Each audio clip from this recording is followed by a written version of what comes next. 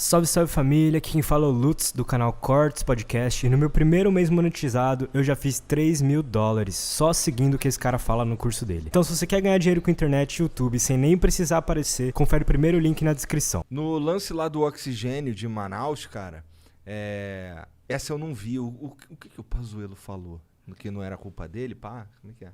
Não, ele disse, primeiro ele inverteu as datas que teve conhecimento.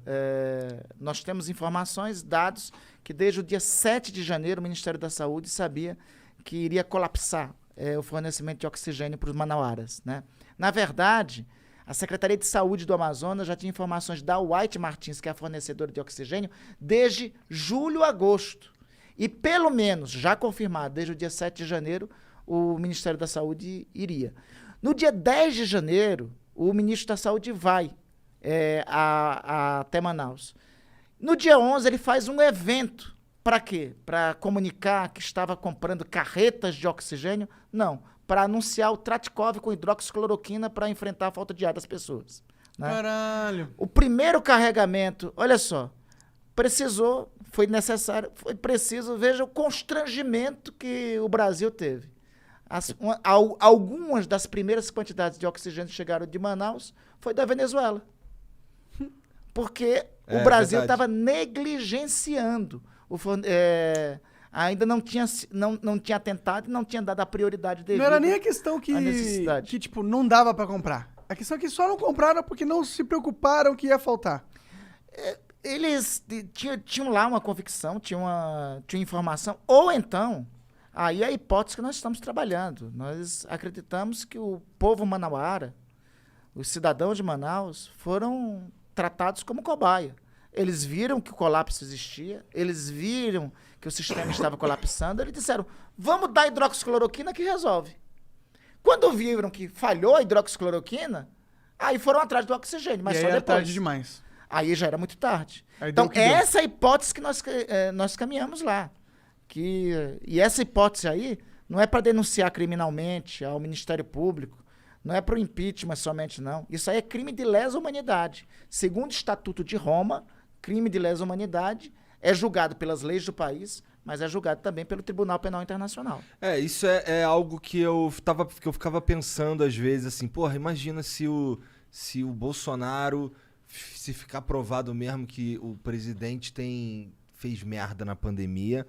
Porra, o mundo vai querer a cabeça dele. O que pode acontecer no fim da CPI lá? O que tu imagina? Igor, eu defendo que o relatório final da CPI tenha 3 grandes capítulos, que eu chamo de 3 tomos. O primeiro tomo apontar o que foi crime político. Crime político está na Constituição, artigo 84, né? É o chamado crime de responsabilidade. Quem é que julga crimes de responsabilidade? É a Câmara dos Deputados, né? Então tem uma primeira parte de caracterização disso, que manda para a Câmara dos Deputados com o juízo de admissibilidade do presidente da Câmara, que é o deputado Arthur Lira. Uma segunda parte é dos crimes comuns. Esses crimes comuns vão para o Ministério Público Federal. Nós já temos apontado os seguintes crimes comuns: charlatanismo, crime contra a ordem sanitária, prevaricação, tráfico de influência e corrupção passiva, e estamos com os elementos já encontrando pelo menos o crime de corrupção ativa. Então, esses crimes comuns vai nessa segunda parte do relatório. Na terceira parte do relatório, nós temos todos os elementos para esse morticínio que aconteceu em Manaus. Todos os elementos indicando que lá a população manauara foi feita de cobaia. Tendo sido feito de cobaia, então aí é o crime de lesa humanidade, artigo 5º do Estatuto de Roma, do Tribunal Penal Internacional, né? Então, a ideia é apresentar um relatório com esses 3 grandes capítulos, com esses 3 grandes tomos. Aí você pode perguntar, mas aí o PGR não vai tocar, o presidente da Câmara não vai tocar? Bom, primeiro é o seguinte, a lei que rege as CPIs define o seguinte: aquela autoridade que recebeu o relatório da CPI tem 30 dias para dizer qual providência tomou.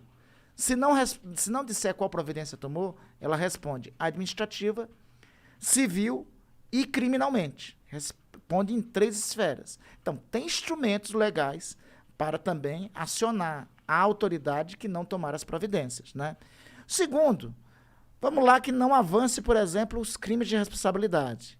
Mas os crimes comuns, os agentes responsáveis pelos crimes comuns serão perseguidos pelo menos pelos próximos 15 a 20 anos.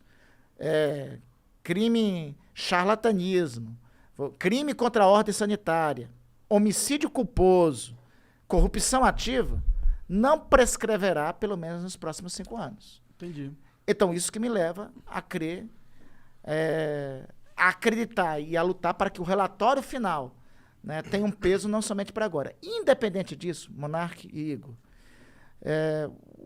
esse serviço que está sendo feito não é um serviço somente para prestar conta como parlamentar, não é um serviço somente para a sociedade ver, é um serviço para a história. Porque, Igor, é o seguinte, acabei de estar falando aqui na preliminar contigo, que eu tenho um netinho, Antônio Gabriel, tem 8 anos.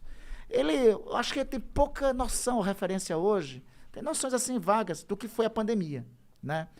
Mas daqui, quando ele chegar com 20 anos, nos livros de história, vai estar escrita essa tragédia aqui que nós brasileiros vivemos.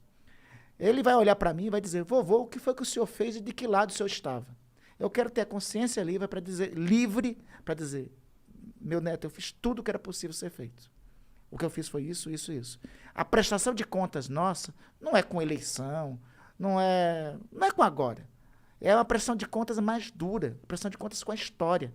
E a história, eu sou historiador, a história nos ensina que ela tem a porta de entrada da glória e tem a porta de entrada da vergonha. Tem a porta de entrada da honra e a porta de entrada da desonra. E a pior coisa para as gerações que virão, para os descendentes de alguém, é entrar pela história, pela porta da vergonha. Com certeza. Eu concordo pra caralho, mas eu, infelizmente, tenho um pessimismo dentro de mim que acho que não vai dar em porra nenhuma essa porra. Faz que nem Gramsci. Tem o pessimismo da razão, mas também tem o otimismo da vontade. É isso que nos alimenta. Assim. Tem um negócio que alimenta todos nós humanos desde que a gente existe. Que é comida. Também. A comida alimenta todo dia. É comida e esperança. A comida alimenta o corpo. A esperança alimenta a alma. Né? Se tu não tem esperança nas coisas, se tu não tem o chamado otimismo da vontade, diz, não, pô, hoje foi um dia ruim, mas amanhã vai ser melhor, né? Pô, hoje a pizza veio ruim, essa parece que tá boa, né? Mas boa, amanhã, mas amanhã vem uma pizza melhor, vou escolher de outra. Então, a esperança é isso, é que faz a gente caminhar, né? A gente seguir em frente. Tá, tu diria, e assim, sem querer dizer nada, mas você imagina que vai sair muita gente aí incriminada da CPI? Eu acho que vai. Hoje eu tenho elementos para dizer que tem muita gente. Eu até recomendo alguns que vão depor lá. Eu vejo que alguns vão lá no depoimento e tentam proteger alguém que está acima, né? Tentam proteger outro. Eu olho para o cidadão ou para a cidadã que está depondo e disse, por exemplo, tem uma cidadã, uma jovem muito competente, inclusive, que é dessa empresa, da Precisa, da Precisa. E ela foi depor na CPI e eu disse para ela, minha filha, tente colaborar, porque aqueles que nesse momento aqui, aqueles que você está protegendo, no momento final, vão lhe abandonar. Vai acabar sobrando só para você.